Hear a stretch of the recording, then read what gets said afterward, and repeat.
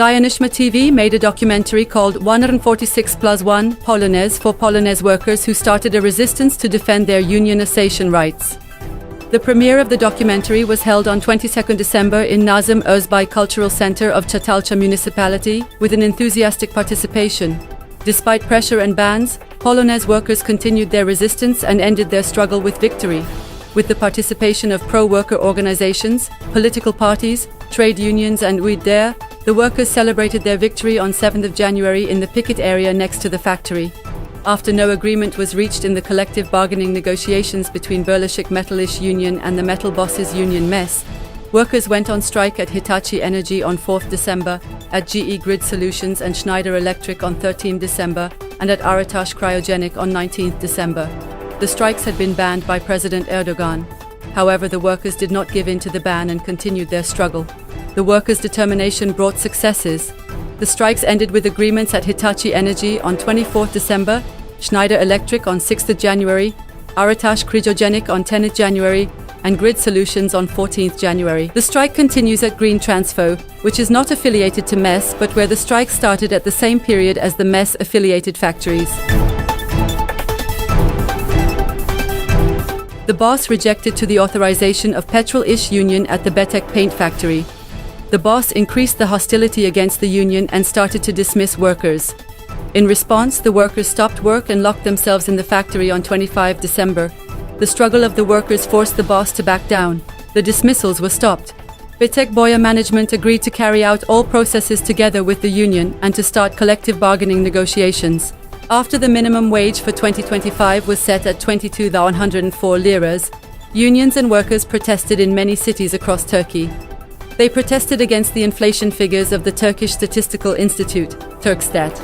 On 27 December, the private sector teachers' union held a protest in front of the miners' monument.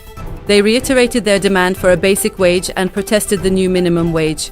KESK organized protests in many cities across Turkey under the title, Turkstat figures are fake, poverty is real. We demand a decent wage in the view of the real cost of living.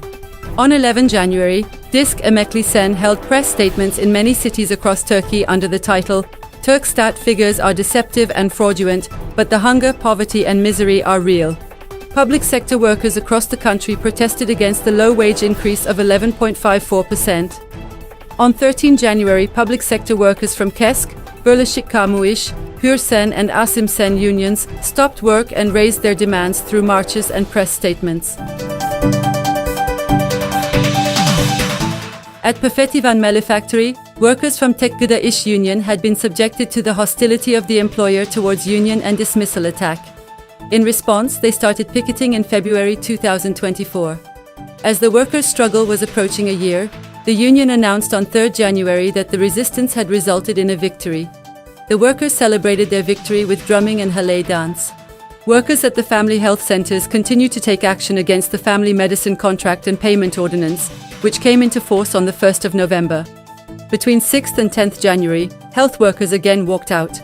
Members of Disk Genel İş Union, workers employed in İzEnerji, İzDoğa, Ege City Planning and İzFAS companies of İzmir Metropolitan Municipality went on strike on 7th January after underpayment and late payment of their wages and bonuses.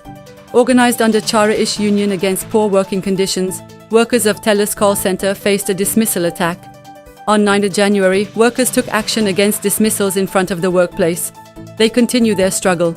At Boki Saniki Ceramics Factory, workers stopped work on 8 January against irregular delayed payments and arbitrary unpaid leave. On 10 January, the workers took action in front of the TYH Textile Factory, where Disk Tekstil İş Union was organizing, against the employer's hostility towards union and the dismissal attack.